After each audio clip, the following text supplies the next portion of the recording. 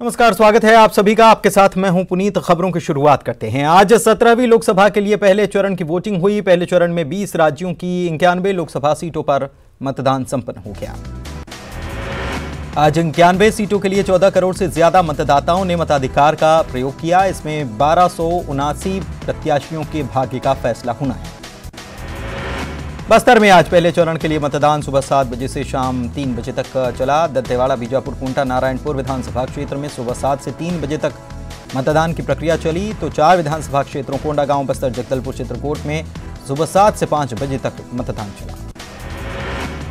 सुकमा के जिरमपाल मतदान केंद्र पर मतदाताओं की भारी भीड़ उमड़ी। कड़ी धूप में मतदान करने के लिए महिलाएं पहुंची। महिलाओं ने धूप से बचने के लिए ताड़ के पत्तों का सहारा लिया।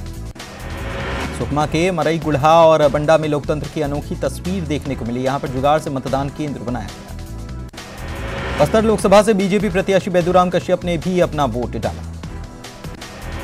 सुकमा में मंत्री कवासी लखमा ने अपना मतदान किया। अपनी पत्नी और परिवार के साथ मतदान करने पहुंचे थे। गृहग्राम नागारास में उन्होंने वोटिंग की। दंतेवाड़ा में वोटर्स ने लाल आतंक को करारा जवाब दिया। श्यामगिरी में वोट डालने के लिए लंबी लंबी कतारें देखी गई।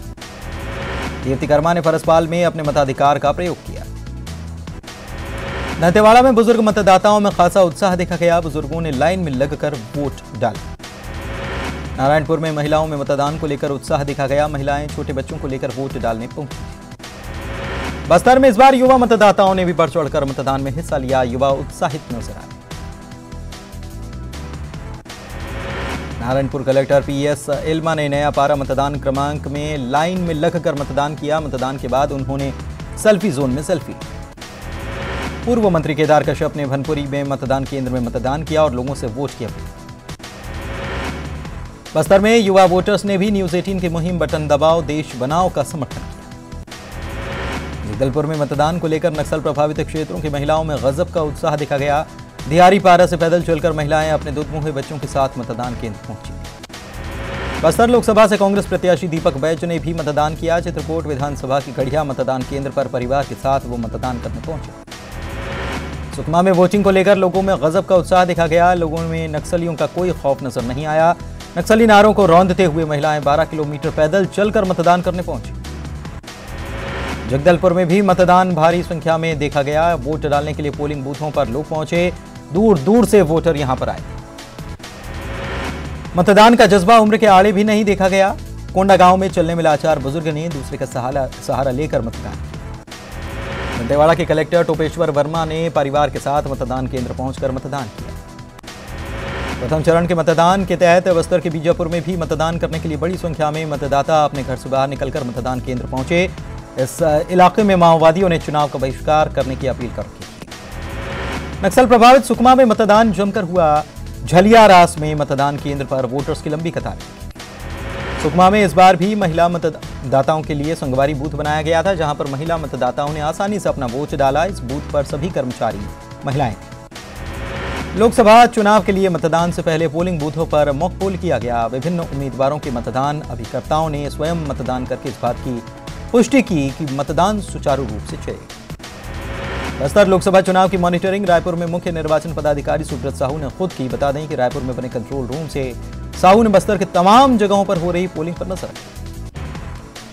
और इधर भोपाल में ई टेंडरिंग घोटाले को लेकर ईओडब्ल्यू ने छापे की कार्रवाई की है। ईओडब्ल्यू ने मानसरोवर कॉम्प्लेक्स की आईटी कंपनी पर छापा मारा। कंपनी का नाम osmo IT solution private limited है। कंपनी पर टेम्परिंग का आरोप। भोपाल में न्यूज 18 पर अश्विनी शर्मा ने बड़ा बयान दिया। कहा कि मैं भाजपा शासनकाल में ही अमीर हुआ, 20 सालों से बड़ा आदमी हूं, 3 महीने में कैसे बन सकता हूं। अश्विनी शर्मा ने कहा है कि मेरे प्रवीण कक्कड़ से पारिवारिक संबंध हैं। हवाला कारोबार का पैसा होता तो ईडी अभी तक गिरफ्तार कर लेती। न बीजेपी और न मैं कांग्रेस का आदमी हूं। एमपी में हुए ई टेंडरिंग घोटाले पर राज्यसभा सांसद विवेक तनखा ने कहा है कि अब तक एफआईआर क्यों नहीं की गई थी। उन्होंने कहा है कि इस मामले में मैंने खुद सीएम को ट्वीट किया था और यह व्यापम से बड़ा घोटाला हो सकता है और यह खेल 3 से 4 सालों से चल रहा था। इंदौर में अंबेडकर की जन्मस्थली पर सीएम कमलनाथ 14 अप्रैल को श्रद्धा सुमन अर्पित करेंगे। इस आयोजन में 2 लाख से ज्यादा लोग शरीक होंगे। इस मौके पर अंबेडकर के पोते यशवंतराव अंबेडकर भी मौजूद रहेंगे। बालाघाट सिवनी लोकसभा सीट से सपा बसपा गठबंधन के अधिकृत प्रत्याशी का अचानक टिकट बदल दिया गया। रामकुमार नागपुरे को गठबंधन के लिए बसपा की ओर से अपना अधिकृत उम्मीदवार घोषित किया गया। नागपुरे ने 8 अप्रैल को एबी फॉर्म के साथ अपना नामांकन भी दाखिल कर दिया था, लेकिन अगले ही दिन गठबंधन ने उम्मीदवार बदलते हुए पूर्व सांसद कंकर मुंजारे को गठबंधन का अधिकृत उम्मीदवार बना दिया। उन्होंने भी सपा के एबी फॉर्म समेत पर्चा दाखिल किया। नामांकन पत्रों की स्क्रूटनी में रिटर्निंग ऑफिसर ने रामकुमार नागपुरे का फॉर्म निरस्त करते हुए कंकर मुंजारे को सपा बसपा गठबंधन का अधिकृत प्रत्याशी बना दिया। रामकुमार नागपुरे ने बसपा सुप्रीमो मायावती समेत बसपा के प्रदेश अध्यक्ष, उपाध्यक्ष, प्रदेश चुनाव प्रभारी, लोकसभा प्रभारी एवं बसपा जिला अध्यक्ष के ऊपर टिकट के एवज में 10 लाख रुपए मांगने और धोखाधड़ी का आरोप लगाते हुए कोतवाली थाने में अब शिकायत दर्ज करा दी। भोपाल में आरएसएस के अनुषांगिक संगठन संस्कार भारती के प्रांतीय अध्यक्ष राजीव वर्मा को स्टेट आइकन बनाया गया। इस पर कांग्रेस ने आपत्ति जताई है। कांग्रेस का कहना है कि निर्वाचन आयोग का स्टेट आइकन ऐसे व्यक्ति को बनाया गया जो निष्पक्ष बनाना चाहिए, जो निष्पक्ष हो, किसी दल या विचारधारा से जुड़ा न हो। कांग्रेस कह रही है कि जब देवा से कांग्रेस के लोकसभा प्रत्याशी प्रहलाद टिपानिया को स्टेट आइकॉन पद से हटाया जा सकता है तो राजीव वर्मा को भी हटाया जाना चाहिए। दुर्ग में राजनाथ सिंह की सभा के बाद आंधी बारिश के चलते पंडाल गिर गया। पंडाल गिरने के बाद अफरा तफरी मच गई। बैतूल लोकसभा सीट से बीजेपी के प्रत्याशी बनाए गए दुर्गादार उइके ने आज नामांकन फॉर्म जमा कर दिए, सबको चौंका दिया। जिस वक्त नामांकन फॉर्म दुर्गादास ने जमा किया उस वक्त बस आदिवासी नेता ही उनके साथ में। इस बात का जब दुर्गादास से सवाल पूछा गया तो उनका कहना था कि सभी बड़े नेता और जिला अध्यक्ष पार्टी के कामों में व्यस्त हैं, जिसके चलते वो नहीं पहुंचे। राजगढ़ से भाजपा ने रोडमल नागर को अपना उम्मीदवार बनाया है। क्षेत्र के कार्यकर्ताओं ने बीजेपी दफ्तर के सामने मोर्चा खोल दिया। रोडमल नागर को प्रत्याशी बनाए जाने से नाराज कार्यकर्ताओं का आरोप है कि शिवराज सिंह चौहान के कहने पर ही रोडमल नागर को टिकट दिया गया। विकास कार्य न करने के चलते लोगों में इसके प्रति खासी नाराजगी और ऐसे में कार्यकर्ताओं की नाराजगी भाजपा के लिए भारी पड़ सकती है। इससे पहले ही कई सीटों पर प्रत्याशियों को लेकर कार्यकर्ताओं ने भाजपा दफ्तर में खुलकर विरोध प्रदर्शन किया। पूर्व सीएम और भोपाल संसदीय सीट से कांग्रेस प्रत्याशी दिग्विजय सिंह सतपुड़ा भवन पहुंचे। दिग्विजय सिंह सतपुड़ा भवन में कर्मचारियों से मुलाकात के लिए पहुंचे।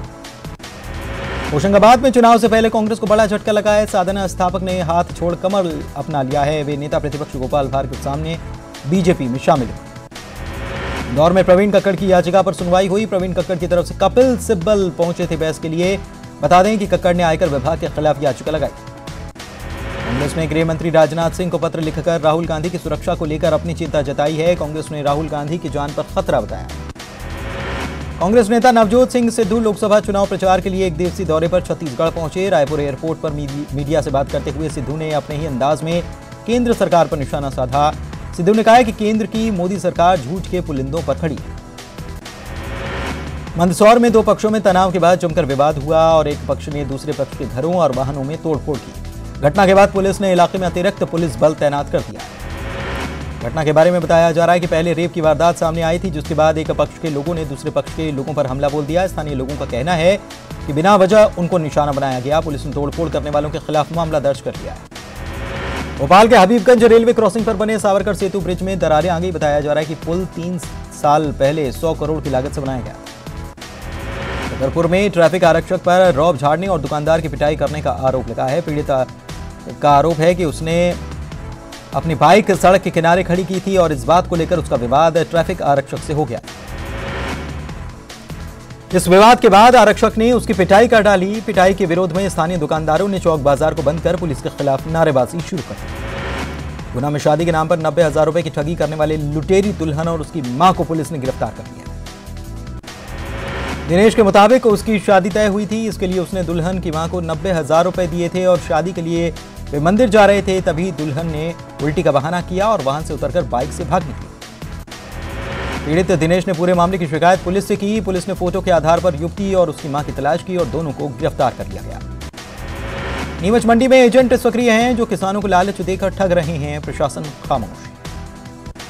बिलासपुर में निजी स्कूलों के द्वारा मनमानी की जा रही है और फीस बढ़ोतरी से परिजन परेशान हैं, जिन्होंने मीडिया से बात करते हुए कहा है कि प्रशासन समस्या की तरफ ध्यान नहीं देता, इसीलिए इस बार चुनाव का बहिष्कार का फैसला किया गया है। छत्तीसगढ़ के नर्सिंग कॉलेजों की दुर्दशा को लेकर दायर की गई दिव्या जायसवाल की जनहित याचिका पर हाईकोर्ट में सुनवाई हुई। याचिका में सचिव स्वास्थ्य परिवार कल्याण और सचिव नर्सिंग काउंसिल को पक्षकार बनाने की मांग की गई, जिसमें कोर्ट ने सहमति देते हुए पक्षकारों को नोटिस जारी किया है। सिविल जज के 39 पदों पर भर्ती के लिए जारी किए गए विज्ञापन में अधिकतम आयु सीमा 35 वर्ष निर्धारित की गई है। शासकीय सेवा में कार्यरत अभ्यर्थी ने अन्य शासकीय सेवाओं में मिल रही छूट की तरह सिविल जज परीक्षा में भी छूट देने की मांग करते हुए याचिका प्रस्तुत की थी, जिसे हाईकोर्ट ने खारिज कर दिया है। डीजीपी डीएम अवस्थी की नियुक्ति और एसआईटी गठन को चुनौती देने वाली लोरमी विधायक धर्मजीत सिंह और अमित जोगी के द्वारा दायर की गई जनहित याचिका पर सुनवाई टल गई है। अब सुनवाई 4 सप्ताह के बाद होगी। छत्तीसगढ़ के चीफ जस्टिस अजय कुमार त्रिपाठी के इस्तीफा देने के बाद छत्तीसगढ़ हाईकोर्ट चीफ जस्टिस के लिए केरल के most senior justice P R. Ramachandran Menon की अनुशंसा की। नीमच के सबसे पुराने मिडिल स्कूल के पास लगे मैदान के बीच से शहर की आधा दर्जन से ज्यादा कॉलोनियों को जोड़ने वाली सड़क के निर्माण का मामला अब तूल पकड़ गया है। पहले जहां मामले में स्कूल और नगर पालिका आमने सामने नजर आ रहे थे, वहीं इस मुद्दे पर रहवासी भी नगर पालिका के पक्ष में खड़े होकर सड़क निर्माण की मांग पर अड़ गए। मंदसौर के सोना चांदी व्यवसायी और डायमंड ज्वेलर्स के संचालक अनिल सोनी की बुधवार रात गोली मारकर हत्या कर दी गई। गुस्साए परिजनों ने सड़क पर शव रखकर प्रदर्शन किया। सागर में शराबी बेटे से तंग आकर पिता ने कुल्हाड़ी मारकर उसकी हत्या कर दी। फिलहाल पुलिस ने आरोपी पिता को गिरफ्तार कर लिया है। मुरैना की रामनगर कॉलोनी से एक सैकड़ा से अधिक घरों के बाहर दरवाजा खुलवाने के लिए घर मालिकों ने मोदी सरकार का प्रचार का अनोखा तरीका निकाला है। निवासियों ने अपने घर के बाहर लिखवा दिया है कि दरवाजा खुलवाने के लिए मोदी मोदी चिल्लाए। दिग्विजय सिंह ने डॉक्टर्स के कार्यक्रम में युवाओं से संवाद किया। इस दौरान उन्होंने कहा कि उनकी उम्र 72 साल है, लेकिन वो आज अपने आप को 50 साल का महसूस कर रहे हैं। जबलपुर में लापता मासूम की बोरे में बंद लाश मिली है। बता दें कि 3 दिन से 10 साल का यह मासूम लापता था। देवास लोकसभा से भाजपा प्रत्याशी महेंद्र सोलंकी का बयान इन दिनों चर्चा में है। आगरमालवा में दिए एक बयान पर कांग्रेसियों ने आपत्ति जताते हुए उनके कार्यकाल में दिए गए फैसलों की जांच की मांग की। बुरहानपुर में पानी का संकट गहराने लगा है। जल संरक्षण के लिए वागेश्वरी मंदिर में संगोष्ठी का आयोजन किया गया। इस कार्यक्रम में पूर्व मंत्री अर्चना चिटनीस ने भी हिस्सा लिया। बड़वानी में तृणमूल कांग्रेस के जिला अध्यक्ष को वन विभाग ने हिरासत में लिया है। जिला अध्यक्ष ने एयर गन से फायरिंग की थी। इस फायरिंग में बंदर की मौत। मंडला में कांग्रेस में कमल मरावी को टिकट दिए जाने का विरोध हो रहा है। महिला कांग्रेस के 2 ब्लॉक अध्यक्षों के अलावा 4 महिला सरपंचों ने पार्टी से इस्तीफा दे दिया और बीजेपी का दामन थाम लिया। बीजेपी उम्मीदवार फग्गन सिंह ने कमल मरावी पर धार्मिक ग्रंथ चलाने के आरोप लगाए।